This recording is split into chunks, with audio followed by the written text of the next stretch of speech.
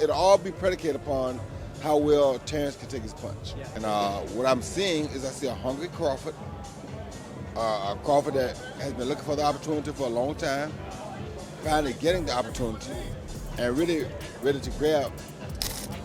And with Canelo, I see a guy who not necessarily hungry, but loves to entertain, loves to give us the big fights. Always tries to give the big fights. He finds a way to give us big fights. Not gonna always win them, but he always tries to give them to us.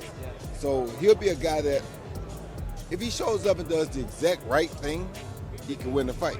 If he don't do the right thing, which I think if anybody has a chance to beat Canelo, I think it's Terence Crawford. His IQ is on another level. He's a great fighter and he's strong. It's just that it's a lot of weight. I wouldn't be surprised if Terence Crawford wins. In the ever-evolving world of boxing, few statements carry the weight of Roy Jones Jr.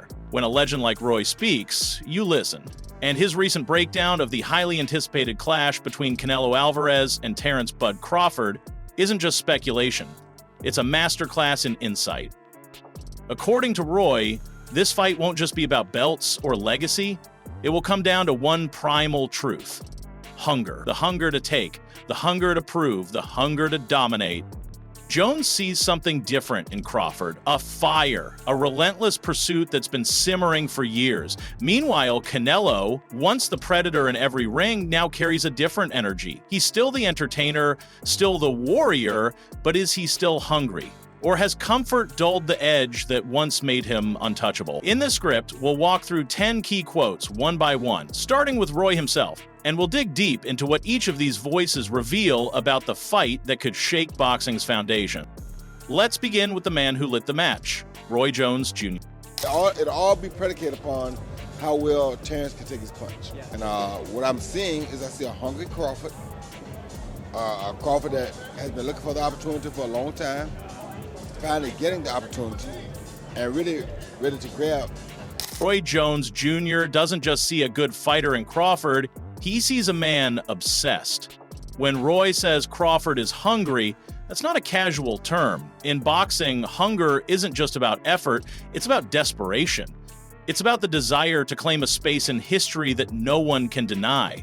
Crawford has waited years for this kind of opportunity, dancing around politics, networks, and weight divisions just to be here.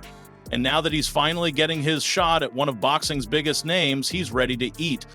Crawford's hunger is the type that changes fights. It's what pushes a fighter to train harder, stay sharper, take bigger risks, and more importantly, it's what fuels those dangerous split-second decisions that separate the good from the great.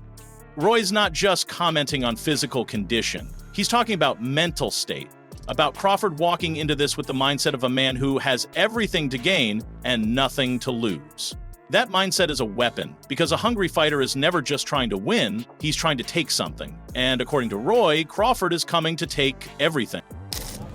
And with Canelo, I see a guy who not necessarily hungry, but loves to entertain, loves to give us the big fights. Always tries to give the big fights. He finds a way to give us big fights. Not gonna always win them, but he always tries to give them to us. So he'll be a guy that, if he shows up and does the exact right thing, he can win the fight. If he don't do the right thing, which Roy shifts his focus to Canelo, and here the tone changes. He's not hating. In fact, Roy shows Canelo deep respect. He calls him an entertainer, someone who consistently delivers big fights. And that's true. Canelo's resume is stacked with names and achievements, but Roy draws a very real distinction between being great and being hungry. And in Roy's eyes, Canelo just doesn't seem like the same animal he once was. That doesn't mean Canelo isn't capable, far from it. Roy even says if Canelo shows up and does the right thing, he can win. But Roy adds, I don't see him doing it. That's the crux of the insight. Canelo still has the tools, but does he have the edge? The chip on the shoulder? The fire in the gut? Canelo's been at the top for years. He's tasted glory, built legacy, and cashed checks. But now he's facing a guy whose hunger is greater than his status, and that's a dangerous equation. When one man is fighting to defend a throne and the other is fighting to steal it, everything changes. Roy's point is clear, Canelo still has the heart, but maybe, just maybe, he's no longer the hungriest man in the ring. That's why. When you know how to box, when you're as skillful as Terence Crawford is. Roy doesn't hesitate to downplay the weight difference. Why? Because Crawford's skill set is that elite. According to Roy, when you know how to box on the level that Crawford does, weight becomes almost irrelevant. And this isn't blind praise. Roy is a technician, a man who knows what footwork, timing, rhythm, and deception can do in a ring. Crawford is a master of all of it.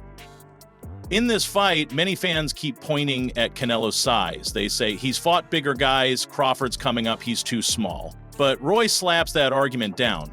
Crawford doesn't fight with size, he fights with surgical precision.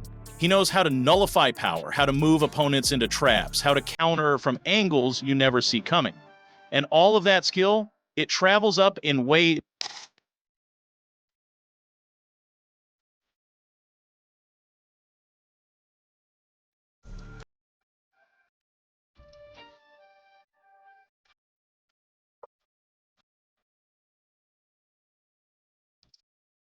Then we hear from Crawford himself, a short clip but packed with meaning.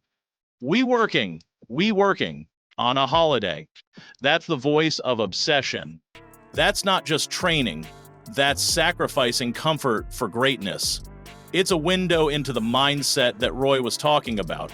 Crawford doesn't train to meet expectations, he trains to shatter them. When you're working on a holiday, blowing off celebrations to grind under the lights, it's not about proving others wrong, it's about proving yourself right. That kind of discipline is terrifying in a fighter. It means there's no switch to flip. It's always on. Crawford isn't preparing for Canelo. He's preparing for immortality. This clip shows that Crawford isn't relying on talent alone, he's sharpening the blade every day in silence. And on fight night, all that silent work becomes violent art.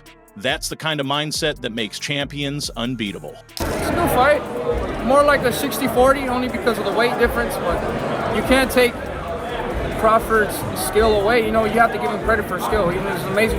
David Benavidez chimes in with sharp analysis. He acknowledges the weight difference, but refuses to let that overshadow Crawford's skill. He says it's a 60/40 fight because of that size, but you can't dismiss what Bud brings to the table. Benavidez, a power puncher himself, understands what elite skill looks like, and he sees it in Crawford. What's important here is balance. Benavidez isn't choosing sides, he's pointing out the tension of the matchup. Yes, Canelo is bigger. Yes, he's dangerous. But Bud's skill evens the odds in ways that physical size never could. That's why so many insiders are intrigued, because they know this isn't a mismatch, it's a chess match. And when you've got a hungry technician like Crawford going up against a seasoned lion like Canelo, you better believe the gap is thinner than people think. Benavidez respects both, but he understands what Roy sees, that skill and hunger just might tilt the scales. Who wins that fight? 50-50, I'll say it's a 50-50. But I think Edgar Berlanga offers a grounded take. He sees it as a 50/50 fight, and he's not wrong. Both Canelo and Crawford are once-in-a-generation fighters, and Berlanga gives credit to both. He emphasizes that Canelo has proven time and time again that he can handle fighters larger than Bud. He's been in with GGG, Bivol, Kovalev, names that carry power and size, and Berlanga's respect for that is clear. But what makes Berlanga's comment important is the way he still acknowledges Crawford's greatness. As an undisputed champion, Bud didn't just beat people, he dominated divisions. His ring IQ, versatility, and precision make him a nightmare to deal with, even for someone like Canelo. That's why Berlanga doesn't write Crawford off. He leans Canelo, yes, but he's not confident enough to call it easy. The line is razor thin. This isn't about hyper drama. Berlanga is voicing what many insiders feel: this fight is too close to call.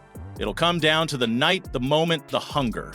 And that's what makes it one of the most exciting showdowns in boxing's modern era. I think if anybody has a chance to beat Canelo, I think it's Terence Crawford. His IQ is on another level. He's a great fighter and he's strong. It's just that it's a lot of weight. I wouldn't be surprised if Terence Crawford wins. David Benavidez makes a return in the quote list, and this time he doubles down. In his words, if anybody can beat Canelo, it's Terence Crawford. That's a major endorsement coming from someone who knows Canelo's strengths firsthand. Benavidez has been circling Canelo's orbit for a while, chasing that same shot Crawford now has, and for him to say Bud might be the guy, that says something. He doesn't deny the challenges. He brings up the weight. He even admits that it could go either way. But what matters here is the phrase IQ is on another level. That's the X factor. Crawford's ability to adapt mid-fight, read timing, change pace, and switch stances is so rare that even elite fighters like Benavidez admit it's a problem. Crawford isn't going in there to slug. He's going in there to dissect. And if Benavidez believes that Bud can outthink and outclass Canelo, then you better believe this fight is going to be a battle of minds more than muscles. I'm rooting for Crawford, of course. I love Canelo. I've been a Canelo fan all my life, but I've also been a Crawford fan all my life, and I just like his struggle. Deera Brown's perspective is emotional and it's powerful. She says she loves Canelo. She's been a fan all her life, but she's rooting for Crawford. Not just because he's skilled, but because of what he represents, his struggle, his story, his grit. Sometimes in boxing, it's not just about what happens inside the ring, it's about who the fighter is, where they come from, what they've overcome. And Terence sees Crawford as the embodiment of that. A fighter who didn't have the marketing machine behind him, a fighter who had to scrap for every dollar, every fight, every ounce of recognition. And now, finally, he's at the mountaintop, not by luck, but by sheer force of will. She doesn't disrespect Canelo. In fact, she admires him deeply. But her heart is with the underdog, the man still chasing, still fighting to prove something. Because sometimes that kind of energy, that kind of backstory, is what powers a fighter into legendary territory. Both men come from struggle and pain. I think that Canelo already did that, went up in weight, proved he's great, and I think that it's Crawford's turn. That's what he's doing. And I just love him in and outside of the ring. Terence continues her thought, and now she makes it clear Canelo has already had his run. He's already proven his greatness, but now it's Crawford's moment, and she's not the only one who feels that way. Shows a line between the two fighters' career arcs. Canelo, the superstar with generational wealth and legacy, fights in the bag. Crawford, the technician who has quietly built his empire one dominant performance at a time. Terence believes it's now Bud's time to shine, not just for the win, but for the throne. This perspective frames the fight in poetic terms. It's the old king versus the new lion. Canelo, the established monarch of boxing, Crawford, the challenger at the gates. And, according to Terence, the gates are about to come down. It's more than boxing, it's a symbolic shift from the past to the present, from what was to what's next. He's a positive role model, a positive influence to the youth. I watch him on his social media. He's always going to his kids' wrestling matches, stuff like that, being a positive role model for the youth, and I just have to root. Terence finishes with what might be the most heartfelt take of all. She's not just rooting for Crawford the fighter. She's rooting for Crawford the man, the father, the role model.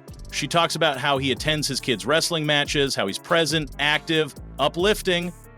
In a sport filled with chaos, controversy, and scandal, Crawford is a pillar. This matters, because boxing isn't just about what happens in the ring, it's about what the fighter leaves behind. Legacy isn't just belts and records, it's influence. And Terrence's final words remind us that Crawford's impact stretches far beyond knockouts and highlight reels.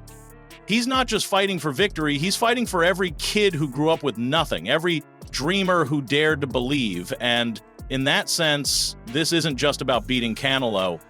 It's about inspiring the next Crawford, the next champion, the next father who shows up. And that's why, for Terence and for so many, Crawford is already a winner. So what are we left with? On one side, we have Canelo Alvarez, a titan, a man who has given boxing his all and sat atop the throne for over a decade. A technician, a warrior, a showman. On the other, we have Terence Crawford, the Storm, the quiet killer, the man who waited in the shadows, honed his craft, and is now knocking on the door of boxing immortality. Roy Jones Jr. doesn't hate Canelo. He respects him, but he sees what so many others see. Crawford is starving, and when you put a starving genius in front of a man who's no longer hunting, you get something dangerous, something explosive. This fight is more than a contest. It's a crossroads. And come September 13th, someone's legacy will expand and someone's might begin to fade. We'll be watching, the world will be watching, and Box Eye Hub will be there every step of the way to break it all down. Don't forget to like, comment, and subscribe for all your boxing updates, only here on Box Eye Hub.